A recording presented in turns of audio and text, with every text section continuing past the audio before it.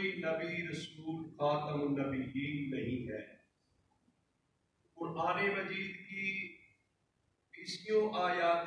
قرآنیہ کے اندر اور سینکڑوں احادیث نبویہ کے اندر متواتر روایات میں یہ بات پایہ ثبوت تک پہنچی ہے کہ نبی کریم صلی اللہ علیہ وآلہ وسلم ہی آخری نبی ہے۔ نبی کریم صلی اللہ علیہ وآلہ وسلم کے بعد کسی اور نبی کا تصور نہیں ہے۔ جو حضور صلی اللہ علیہ وسلم کے بعد کسی اور نبی کو تسلیم کرے یا کوئی جھوٹا مدعی نبوت دعویٰ کرے، وہ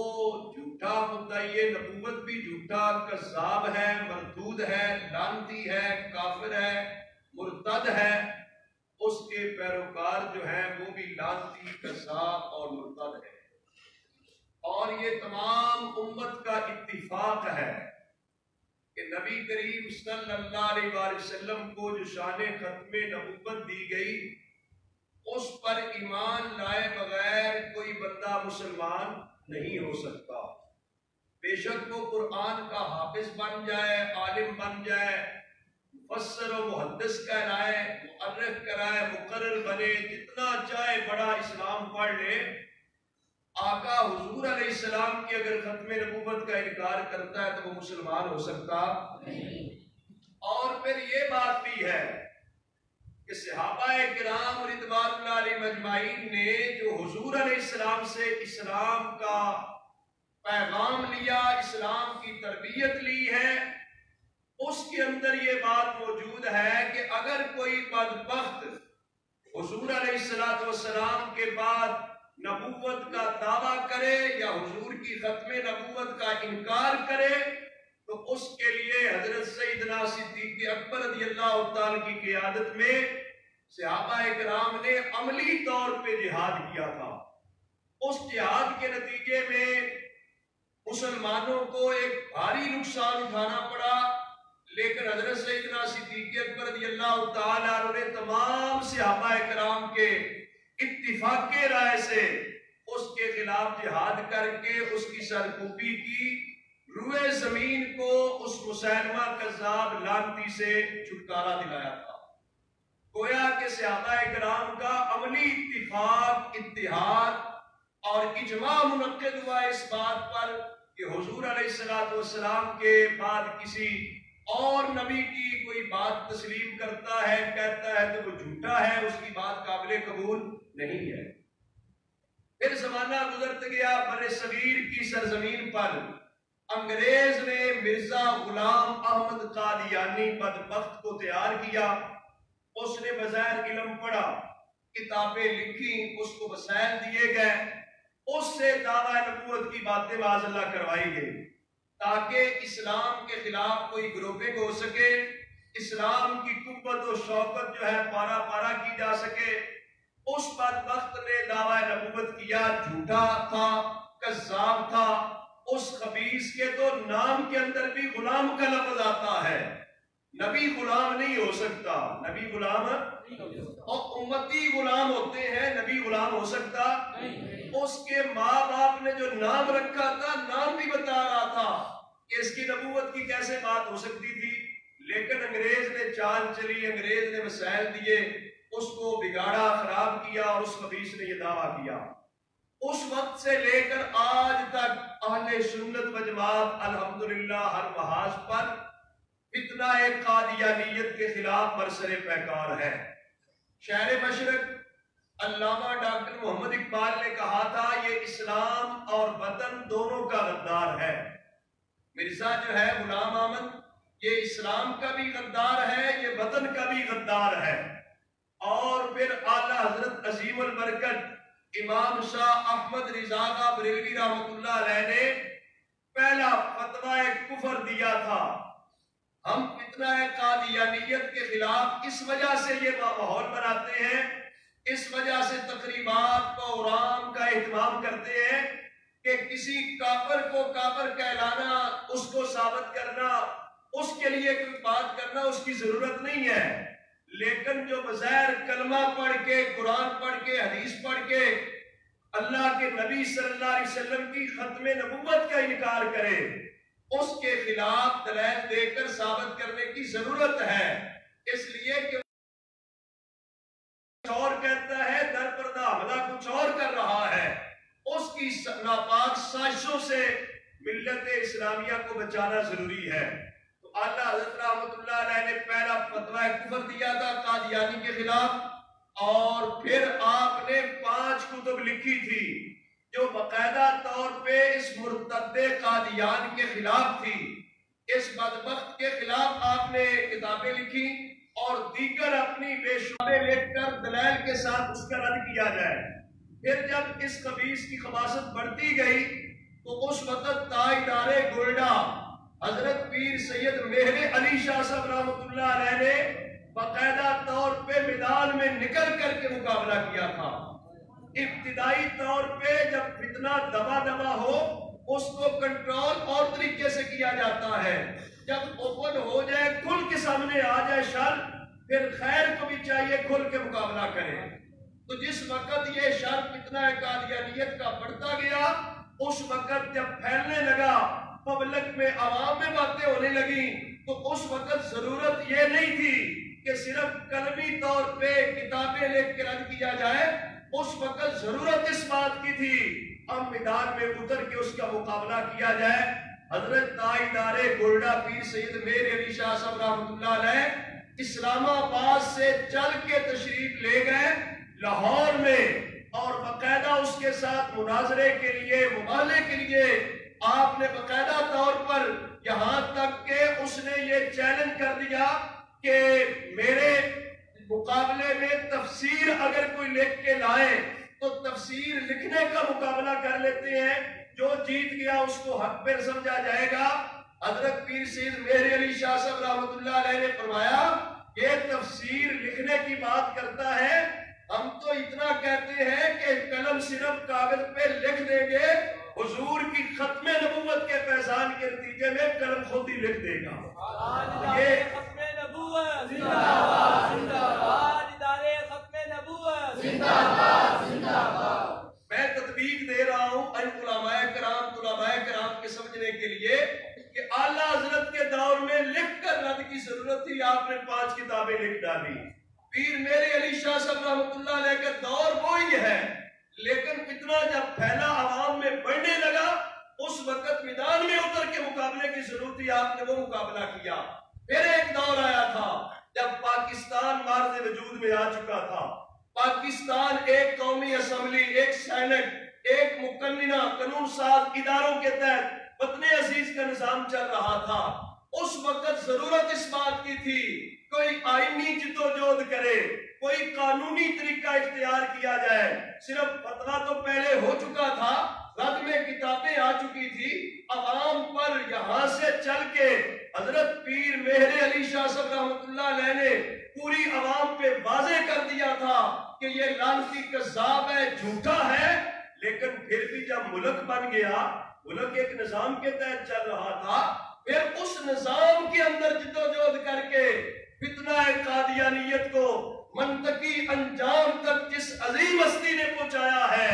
وہ قائد ملت اسلامیہ قرار دادے ختم نبوت کے اول محرک حضرت امام شاہ احمد نورانی صدیقی رحمت اللہ علیہ ہیں، جنہوں نے قومی اسمبلی میں باقاعدہ طور پر 7 ستمبر آج کے دن 1974 میں آپ نے باقاعدہ طور پہ آئینی جدوجہد کر کے فتنہ قادیانیت کو مرزا غلام احمد قادیانی اور اس کے سارے حواریوں کو نان مسلم اقلیت ڈکلیئر کروایا تھا۔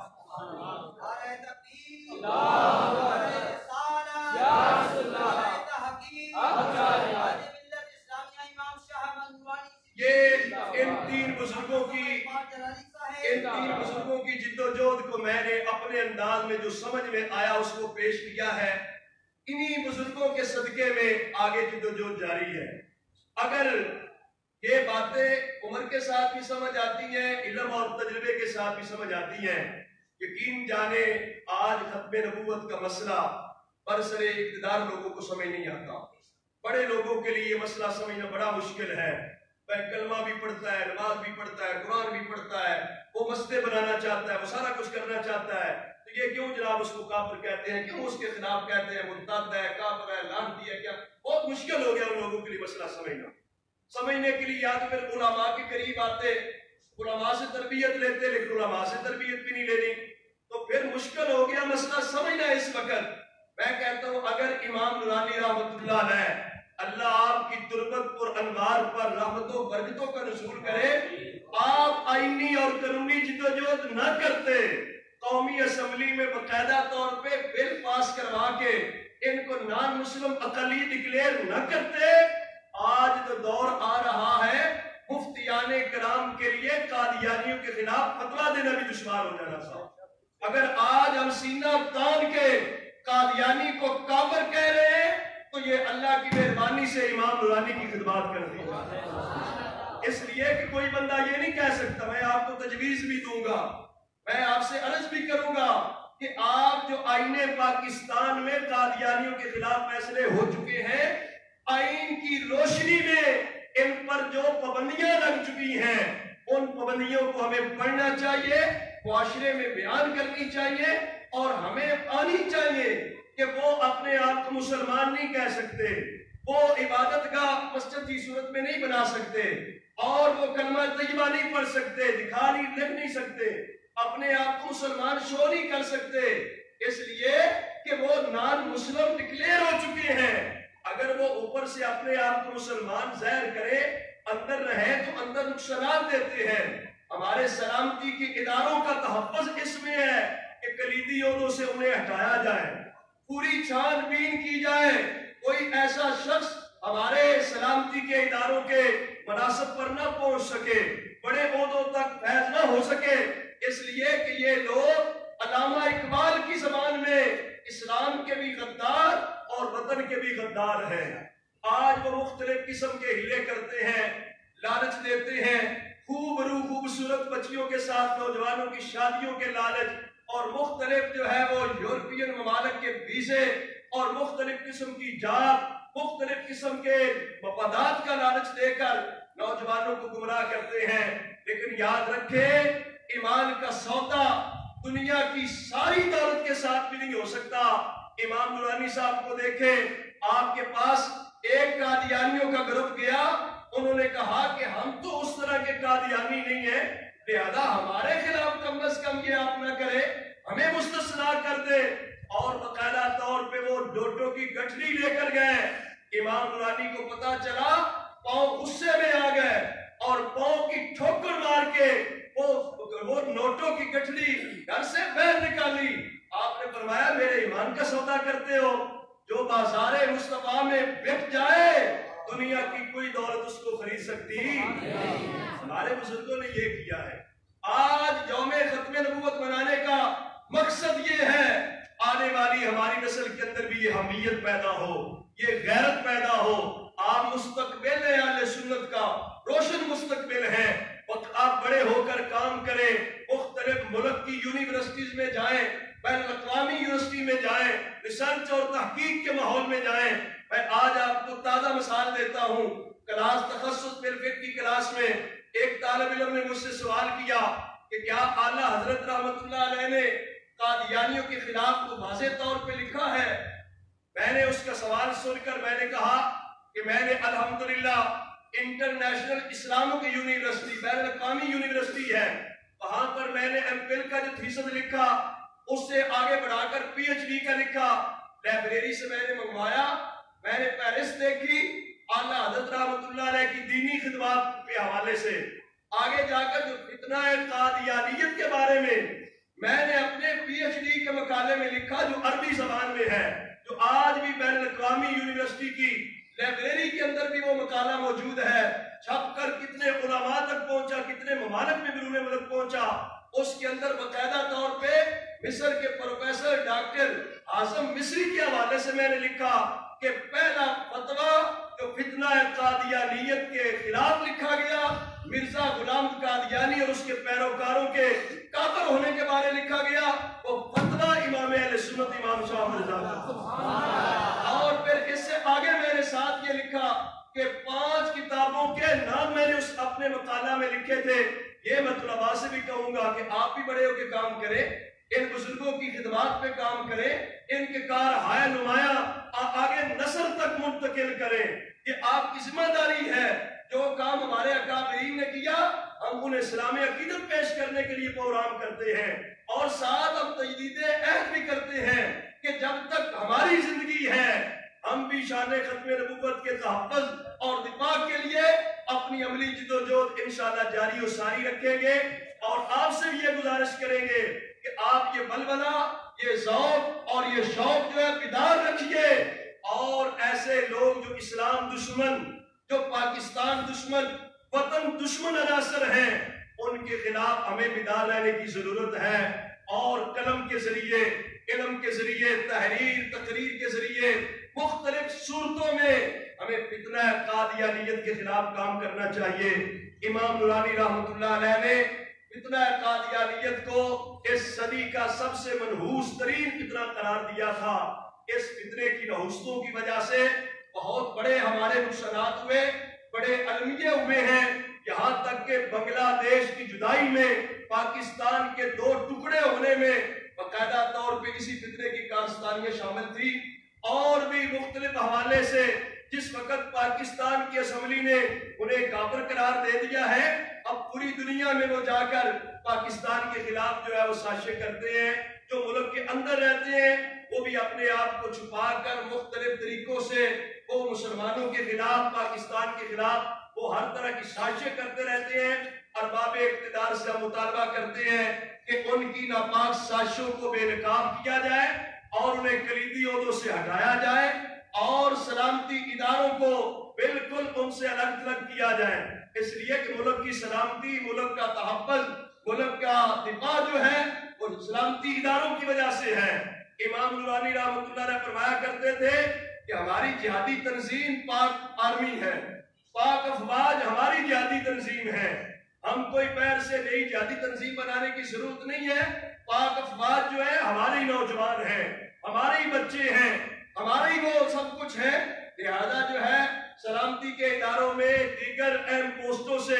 ان کو ہٹانے کی ضرورت ہے، ان کی سازشوں کو بے نقاب کرنے کی ضرورت ہے۔ اس سے پہلے اسلام آباد علماء کونسل انٹرنیشنل کے صدر محترم علامہ عمر اسد راضی صاحب بھی اس بات کی طرف اشارہ کر رہے تھے کہ لبرلزم، سیکولرزم کے جو لوگ ہیں، نادین لوگ جن کا دین اسلام سے کوئی تعلق نہیں ہوتا، وہ بھی انہی کے سہارے سے سازشیں کرتے ہیں اسلام کے خلاف، وطن کے خلاف۔ لہذا ہمیں اسلام اور پاکستان کے بقا کے لیے، بہتری کے لیے، تحفظ و دفاع کے لیے ہمیں چاہیے کہ ہم شان ختم نبوت کا تحفظ و دفاع کرتے رہیں۔ عقیدہ ختم نبوت کا تحفظ و دفاع کرنا ہر مسلمان کی ایک بنیادی ضرورت ہے، اس کے بغیر کوئی بندہ مسلمان نہیں ہو سکتا۔ تو میں بارے دیگر جامعہ اسلام آباد کے فضلاء کی نمائندہ تنظیم اسلام آباد علماء کونسل انٹرنیشنل کے جملہ عہدیداران اراکین اور جماعت جلالیہ کے عہدیداران اراکین کی جو ہے وہ میں شکریہ ادا کرتا ہوں ان کا، جنہوں نے مختصر سے وقت میں شارٹ نوٹس پر جو ہے آج کے دن جو ہم چاہتے تھے کہ یوم ضرور منایا جائے، اپنے بزرگوں کو خراج عقیدت پیش کیا جائے، الحمدللہ انہوں نے اہتمام کیا۔ اللہ تعالیٰ ان کی کاوش قبول فرمائے، اور ہمارے جتنے بھی علماء کرام اسلام آباد سے تشریف لائے،